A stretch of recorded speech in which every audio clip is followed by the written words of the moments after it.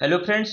मध्य Pradesh PSC 2024 को target करते हुए मैं इस वीडियो को लेके आया हूँ। मध्य प्रदेश की मिट्टियाँ कंप्लीट परीक्षा धाम सॉल्यूशन। तो आप लोगों के डिमांड पर ये वीडियो आया है और मैं प्रयास करूँगा कि आपको पूरा एमपी का सिलेबस कंप्लीट कराऊँ। तो आज हम मध्य प्रदेश की मिट्टियों के बारे में बात करेंगे और इससे जितने भी इम्पोर्टेंट फैक्ट्स बन सकते हैं वो एक ही वीडियो में कवर करने का प्रयास करेंगे। तो आप वीडियो पर लास्ट तक बने रहें। तो मैं कैमरा फ्लिप कर देता हूँ, इसके बाद हम शुरू करते हैं और देखते हैं कि मध्य प्रदेश की मिट्टियों में क्या क्या इंपॉर्टेंट फैक्ट है। तो मध्य प्रदेश की अगर मिट्टियों की बात करते हैं तो मध्य प्रदेश में मिट्टियों को 5 भागों में डिवाइड किया जाता है, मतलब 5 टाइप की मिट्टियां मध्य प्रदेश में पाई जाती है। तो मेनली कौन कौन सी मिट्टी पाई जाती है? काली मिट्टी पाई जाती है, दूसरी लाल पीली मिट्टी पाई जाती है, तीसरी मिश्रित मिट्टी पाई जाती है और चौथी जलोढ़ मिट्टी पाई जाती है और पांचवी कौन सी मिट्टी पाई जाती है? लेटराइट मिट्टी। तो आप अगर आपके पास परीक्षा दाम बुक है तो आप मिला लीजिएगा, अन्यथा आप नोट कर सकते हैं, मैं प्रॉपर टाइम आपको दे रहा हूँ। तो आप देख सकते हैं फिर काली मिट्टी जो होती है, काली मिट्टी जो ब्लैक सॉइल होती है, 3 टाइप की होती है। तो कौन कौन सी टाइप की होती है? नंबर 1 गहरी काली मिट्टी, और नंबर 2 हो जाती है साधारण काली मिट्टी, और नंबर 3 हो जाती है छिछली काली मिट्टी। तो आपको ये ध्यान रखना है कि ब्लैक सॉइल कितने टाइप की पाई जाती है। तो ब्लैक सॉइल हमारी पाई जाती है 3 टाइप की, गहरी काली मिट्टी, साधारण काली मिट्टी और छिछली काली मिट्टी। तो ठीक है, देख सकते हैं जो कि मैं मैप लेके आ गया हूं। तो आप देख सकते हैं कौन से रीजन में कौन सी मिट्टी पाई जाती है। तो मेनली हम मैप के ऊपर डिस्कशन करते हैं। तो जो जलोढ़ मिट्टी होती है सबसे ऊपर वाले रीजन में पाई जाती है, और सबसे ऊपर वाले रीजन की बात करें तो भिंड, मुरैना, ग्वालियर, शिवपुरी, श्योपुर, ये वाला रीजन जो होता है यहाँ पे आती है। जैसे भिंड, मुरैना, ग्वालियर, यहाँ पे ग्वालियर, श्योपुर, तो ये सब रीजन में कौन सी पाई जाती है? जलोढ़ मिट्टी पाई जाती है। और ये यहाँ पे कौन सी नदी मतलब बहती है? तो चंबल, चंबल बीहड़ के लिए जाना जाता है ये। तो आप ये ध्यान रखेंगे। इसके बाद सेकंड आती है गहरी काली मिट्टी। तो आप देख सकते हैं जो कटा हुआ निशान दिख रहा है, ये गहरी काली मिट्टी का सेक्शन होता है। और गहरी काली मिट्टी हमारे कहाँ पे पाई जाती है? तो ये मालवा रीजन, मेनली कौन से रीजन में? मालवा रीजन में पाई जाती है। जैसे कि यहाँ पे आ जाएंगे इंदौर, उज्जैन, आगर मालवा, शाजापुर, है ना, रतलाम, बड़वानी, और ऊपर का सेक्शन हो जाएगा यहाँ पे नीमच हो जाएगा, यहाँ पे मंदसौर हो जाएगा।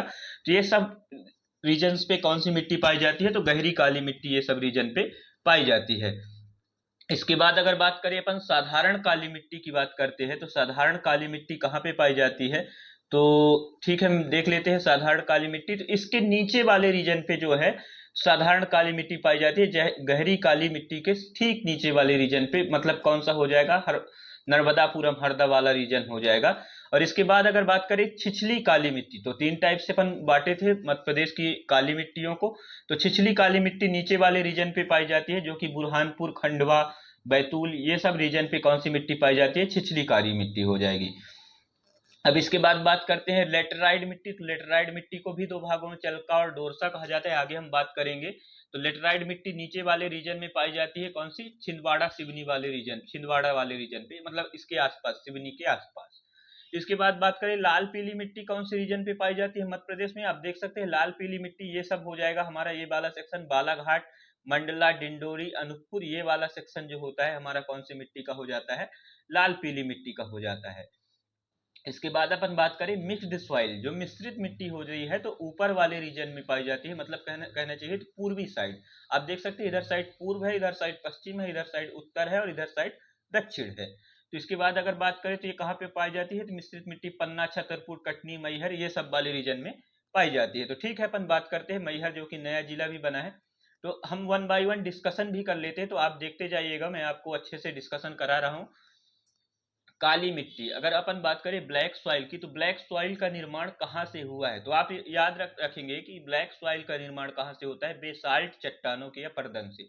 कहाँ से निर्माण होता है? बेसाल्ट चट्टानों के अपरदन से। तो हम कैसे इसका ट्रिक लगा सकते हैं कि बेसाल्ट, देखो ब्लैक सॉइल और बेसाल्ट, आप ब्लैक सॉइल से बेसाल्ट कनेक्टेड कर सकते हो, और यहाँ से हो जाएगा बेसाल्ट चट्टानों के अपरदन से। अन्य नाम क्या होते हैं? तो अन्य नाम इसके होते हैं कपासी मिट्टी और रेगुर मिट्टी। तो आप ये ध्यान रखेंगे, और चेरनोजम इसको इंग्लिश में कहा जाता है। तो कपासी मिट्टी क्यों कहते हैं? बिकॉज यहाँ पे जो होता है कपास जो होता है वो बहुत ज्यादा इस रीजन पे पाया जाता है, इसलिए हम इसको क्या कहते हैं? कपासी मिट्टी भी कहते हैं। अगर बात करें तो सर्वाधिक क्षेत्रफल, अगर पूछे कि मध्य प्रदेश के सबसे ज्यादा, मतलब मध्य प्रदेश के सर्वाधिक क्षेत्रफल पर कौन सी मिट्टी पाई जाती है, तो आप ध्यान रखेंगे कि जो मध्य प्रदेश के सर्वाधिक क्षेत्रफल लगभग 47% के लगभग में ब्लैक सॉइल पाई जाती है। इसके बाद अगर बात करें कि प्रमुख फसल कौन सी होती है, तो कपास, सोयाबीन और मूंगफली के लिए विशेष होती है। तो हम ध्यान रखेंगे कि कपास जो होती है, जैसे गुजरात वाले रीजन में भी काली मिट्टी पाई जाती है और वहां पे भी कपास ज्यादा होती है। तो काली मिट्टी किसके लिए उपयुक्त होती है? कपास, सोयाबीन तथा मूंगफली के लिए। और सोयाबीन कहाँ पे पाई जाती है? तो मेनली सोयाबीन उज्जैन में बहुत ज्यादा पाई जाती है। तो देख सकते हैं इधर साइड अपन बात किए थे, मालवा में ज्यादा पाई जाती है ना काली मिट्टी। इसके बाद बात करें कि इसका विस्तार कहाँ पे है, काली ब्लैक सॉइल का विस्तार कहाँ पे पाया जाता है? तो ब्लैक सॉइल का विस्तार पाया जाता है मालवा के पठार और निमाड़ क्षेत्र में। तो हम ये ध्यान रखेंगे कि आपकी मालवा का पठार और निमाड़ में जो है ब्लैक सॉइल की अधिकता पाई जाती है। तो मालवा का पठार जैसे निमाड़ क्षेत्र कौन सा हो जाता है? खंडवा खरगोन बड़वानी वाला रीजन जो होता है अपना, निमाड़ निमाड़ हो जाता है। और अगर बात करें कि मालवा का पठार, तो मालवा, उज्जैन, देवास, ये सब, इंदौर, ये सब रीजन कहाँ पे आ जाते हैं? मालवा के अंतर्गत आते हैं। तो यहाँ पे क्या आता है? Black soil. इसके बाद बात करें अन्य विशेषताएं, जो काली मिट्टी की और क्या विशेषताएं होती है, तो आप देख सकते हैं हमने बात कर ली है। काली मिट्टी सेल्फ, जैसे स्वयं जोत वाली, सेल्फ प्लॉइंग होती है। मतलब ऐसी होती है कि ये, मतलब आपने देखा होगा कि जो काली मिट्टी होती है वो क्या होती है, गर्मी के टाइम पे उसमें पपड़ी जम जाती है। पपड़ी जमने के बाद उसमें जो होता है ऑक्सीजन का फ्लो होता रहता है, इसलिए इसको कहते हैं सेल्फ फ्लोइंग वाली होती है। मतलब ये मतलब खुद जोत वाली मिट्टी होती है। काली मिट्टी का रंग काला किसके कारण होता है? तो टिटैनी फेरस मैग्नेटाइट के कारण होता है। तो आप ध्यान रखेंगे टिटैनी फेरस मैग्नेटाइट। इसका ट्रिक क्या बना सकते हैं कि लोहा जो होता है, लोहा क्या होता है? काला होता है। लोहा क्या होता है? काला होता है। तो आप टिटैनी फेरस मैग्नेटाइट को मैं आपको ट्रिक से याद कराऊं तो, जो लोहा होता है वो काला होता है। लोहा जब लग जाता है शरीर में तो किसका इंजेक्शन लगता है? टिटनेस का इंजेक्शन लगता है। और यहीं से वर्ड लिया गया है टिटैनी फेरस मैग्नेटाइट। तो आप ध्यान रखेंगे कि ब्लैक सॉइल के लिए कौन सी, मतलब क्या नाम होता है इसका, तो मतलब किसके कारण होती है, सॉरी, रीजन किसके कारण होती है? तो टिटैनी फेरस मैग्नेटाइट के कारण होती है। अपन अब बात करें, काली मिट्टी में लोहे और चूने की प्रचुर मात्रा पाई जाती है। तो मैं बताया ना कि टिटनेस से आया है लोहा। और देख सकते हैं नेक्स्ट पॉइंट में हमारे लिखा भी हुआ है कि इसमें लोहे एवं चूने की प्रचुर मात्रा पाई जाती है। इसके बाद बात कर लेते हैं आगे। तो काली मिट्टी का अपन वर्गीकरण देखते हैं। तो काली मिट्टी का वर्गीकरण कैसे कैसे पाया जाता है, मैं आपको मैप में एक बार बता भी चुका हूं। तो साधारण काली मिट्टी हमारे निमाड़ क्षेत्र और उत्तरी मालवा में पाई जाती है। तो जैसे नार्दर्न जो मालवा रीजन होता है और निमाड़ क्षेत्र होता है, वहां पे कौन सी मिट्टी पाई जाती है? साधारण काली मिट्टी। और गहरी काली मिट्टी मालवा क्षेत्र में, प्योर मालवा क्षेत्र में कौन सी मिट्टी पाई जाती है? गहरी काली मिट्टी। और जो छिछली काली मिट्टी होती है वो सतपुड़ा वाले रीजन में पाई जाती है। तो आप ये ध्यान रखेंगे। इसके बाद बात कर लेते हैं और आगे क्या इंपॉर्टेंट फैक्ट है। तो यहाँ पे एक पॉइंट दिया हुआ है, आप देख सकते हैं, जो कि शार्ट में दिया हुआ है बुक वालों ने। तो काली मृदा रेगुर तथा कपासी चेरनोजम, हम एक बार बात कर चुके हैं किसको, रेगुर, कपासी और चेरनोजम के नाम से जाना जाता है। लाल पीली मिट्टी को किस नाम से जाना जाता है? चलका और डोरसा के नाम से जाना जाता है। तो लाल पीली मिट्टी को आप ध्यान रखेंगे कि चलका और डोरसा नाम से जाना जाता है। और जलोढ़ मृदा को दोमट मृदा के नाम से जाना जाता है। और अगर बात करें लेटराइड मिट्टी को, तो लेटराइड मिट्टी को लाल भूरी या सफेद मृदा के नाम से जाना जाता है। अगर आपको ट्रिक की जरूरत पड़ रही है इन सब चीजों पे, तो आप इस वीडियो के बाद कमेंट में मैसेज कर दीजिएगा कि सर आप ट्रिक के साथ वीडियो बनाइए। तो मेरे पास इनकी ट्रिक भी है, मैं बीच बीच में आपको बताता भी जाऊंगा। मेरे को लगता नहीं कि मतलब सरल है ये, इसलिए मैं बता नहीं रहा हूँ। लेकिन आपको अगर जरूरत पड़ रही है तो आप मैसेज करिएगा। इसके बाद अगर बात करते हैं अपन लाल पीली मिट्टी, तो आप देख सकते हैं हम लाल पीली मिट्टी पे डिस्कशन करने जा रहे हैं। तो अगर बात करें लाल पीली मिट्टी कहाँ से बनती है, तो ग्रेनाइट तथा नीच चट्टानों के अपरदन से बनती है। तो हम देख सकते हैं जो लाल और पीली मिट्टी होती है किससे बनती है? ग्रेनाइट तथा नीच चट्टानों के अपरदन से बनती है। तो आप ये ध्यान रखेंगे कि इसमें लाल पीली दो वर्ड आते हैं ना, इसमें ग्रेनाइट तथा नीच आ जाते हैं, दो वर्ड आ जाते हैं। आप यहाँ से ट्रिक लगा सकते हैं। अन्य नाम क्या होता है? तो अन्य नाम भी दो वर्ड आ जाएंगे, चलका और डोरसा। तो लाल पीली मिट्टी को अन्य नाम किस नाम से जाना जाता है? चलका और डोरसा के नाम से जाना जाता है। और अगर बात करें सबसे ज्यादा कौन सी मिट्टी पाई जाती थी, तो ब्लैक सॉइल पाई जाती थी, जो कि हमने देखा है। इसके बाद अगर सेकंड लार्जेस्ट एरिया में कौन सी मिट्टी पाई जाती है, तो हम बात करें कि लगभग, मतलब 33% रीजन पर कौन सी मिट्टी पाई जाती है? लाल पीली मिट्टी पाई जाती है। अगर हम फसल की बात करें तो इसके लिए कौन सी फसल अच्छी होती है? जो लाल पीली मिट्टी होती है उसमें धान की फसल सबसे बेटर होती है। और ये छत्तीसगढ़ साइड भी पाया जाता है और छत्तीसगढ़ को क्या कहा जाता है, धान का कटोरा कहा जाता है। तो आपको ये भी ध्यान रखते जाना है इसके साथ साथ। और ये रीजन मेनली बघेलखंड वाले रीजन पे पाई जाती है। तो कहाँ पे पाई जाती है, बघेलखंड वाले रीजन पे। और अगर विस्तार देखें तो मध्य प्रदेश का बघेलखंड इसका पूर्वी एरिया जो होता है, पूर्वी रीजन में पाया जाता है। अब देखो इसका रंग जो होता है फेरिक आयरन ऑक्साइड के कारण लाल होता है। तो आप देखते हैं कि जब लोहे को जब गर्म किया जाता है तो कैसा हो जाता है, लाल हो जाता है। तो आप वहां से याद रखेंगे। और फेरिक ऑक्साइड कहाँ पे पाया जाता है, लोहे में पाया जाता है, आयरन ऑक्साइड। तो आप यहाँ से ट्रिक लगा सकते हैं कि इसको लाल पीली मिट्टी में कौन सी ऑक्साइड होती है, फेरिक और आयरन ऑक्साइड। एक मिनट। इसके बाद अगर बात कर लेते हैं नेक्स्ट को, आगे चलते हैं।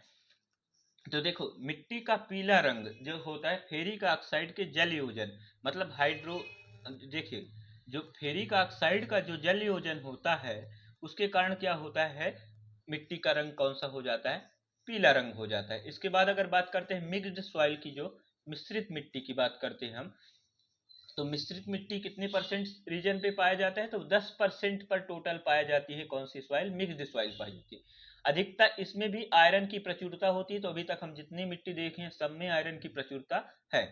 फसल धान गेहूं की प्रचुरता, मतलब ये सब जो लाल पीली मिट्टी के से ही मिक्स होती है ना, और जो मतलब इसमें बहुत टाइप की मिक्स, ऐसा रीजन जिसमें बहुत टाइप की मिट्टियां पाई जाती है उसको हम मिक्स्ड सॉइल में के अंतर्गत काउंट करते हैं। जैसे और इसमें गेहूं धान तिल की ज्यादा जो फसल होती है, पैदावार होती है।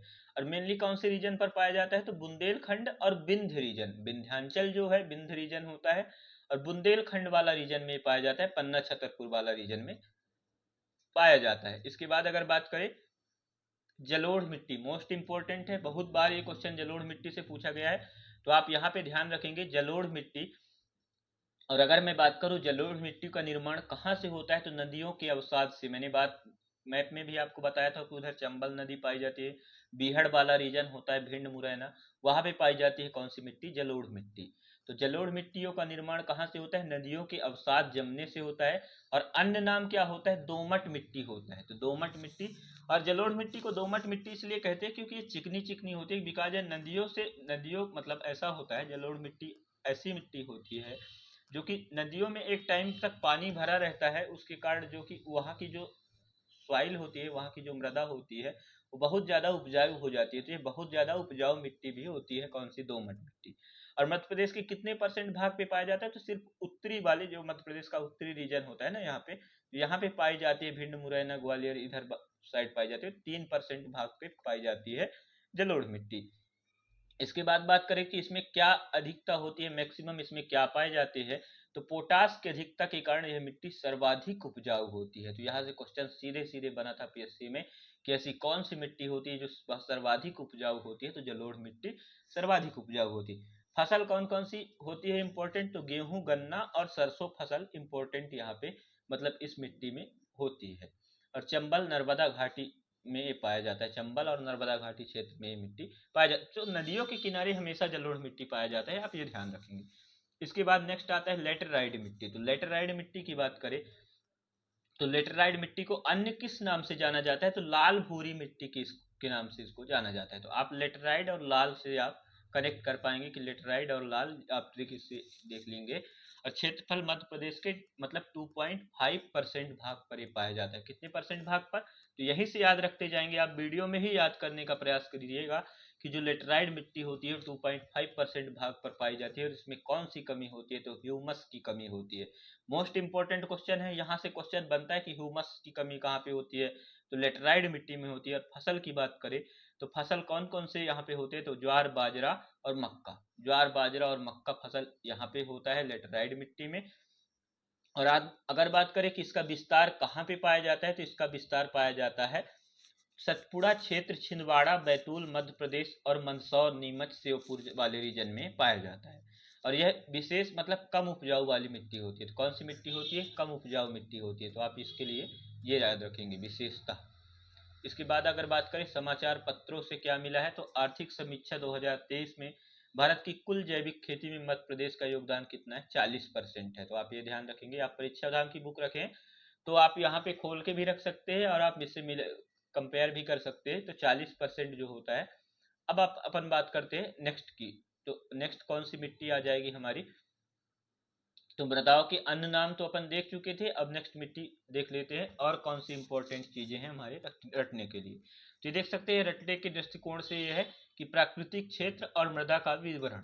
तो मालवा का पठार में कौन सी मिट्टी पाई जाती है, हम बात कर चुके हैं, आप आंसर करिएगा। काली मिट्टी पाई जाती है, जो कि देख सकते हैं आप, मालवा के पठार में काली मिट्टी पाई जाती है। बघेलखंड के पठार में लाल पीली मिट्टी पाई जाती है। और सतपुड़ा के पठार की बात करें तो छिछली काली मिट्टी पाई जाती है।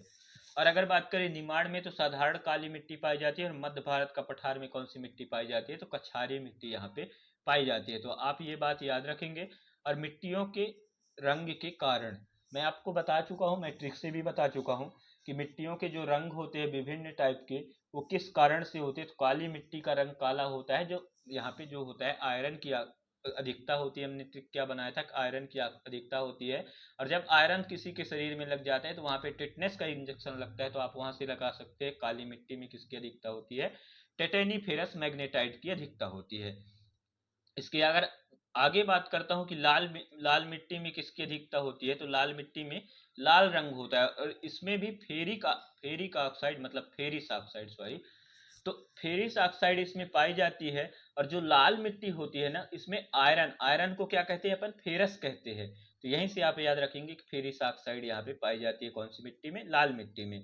और लेटर आप यहीं से याद करने का प्रयास कीजिए, क्योंकि मैं जो एक्सप्लेन कर रहा हूँ ना, तो आप यहीं से प्रयास कीजिएगा कि दिमाग में मतलब सेट करने का कि अच्छा लाल पीली मिट्टी होती है, यहाँ पे लोहा पाया जाता है तो फेरिक ऑक्साइड आ जाती है। ठीक है, अपन नेक्स्ट आगे बात करते हैं। तो लेटराइट भूरा सफेद रंग होता है और एक किसकी अधिकता के कारण होता है, मोस्ट इंपोर्टेंट क्वेश्चन, यहाँ से आप अंडरलाइन कर लीजिएगा।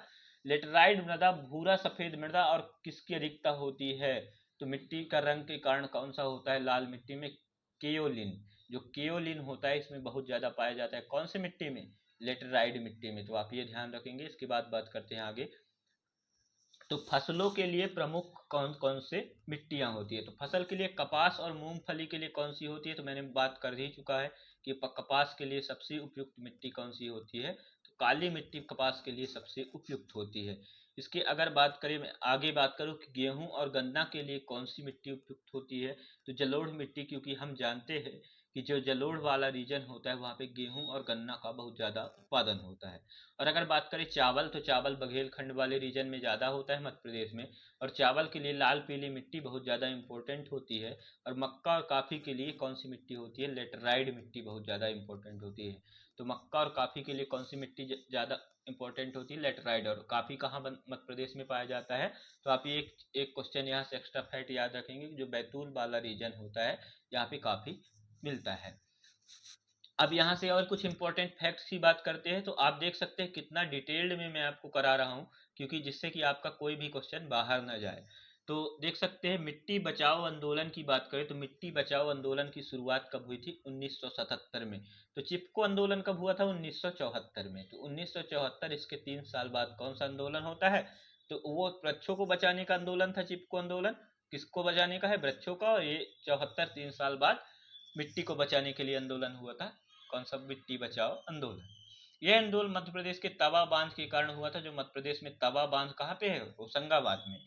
तो नर्मदापुरम डिस्ट्रिक्ट जिसका नाम हो गया है अभी, तो वहां पे क्या है, तवा बांध है। तो तवा बांध के कारण इसका मतलब इसके खिलाफ, जो जल भराव एवं लवणता के खिलाफ यह शुरू किया गया है मृदा बचाओ अब अपर्दन और मृदा बचाओ आंदोलन। और इसके बाद मोस्ट इंपोर्टेंट क्वेश्चन, ये कई बार पूछा गया है तो आप इसको अंडरलाइन कर लीजिएगा, अवनालिका अपर्दन। तो अवनालिका अपर्दन से बहुत बार क्वेश्चन बना हुआ है। तो अगर बात करें, इस प्रकार के अपर्दन में मृदा की बड़ी अधिक गहरी नालियां बन जाती है और इस खंडहरों को बीहड़ कहा जाता है। और बीहड़ कहाँ पाया जाता है, चंबल वाले रीजन में, भिंड मुरैना वाले रीजन में।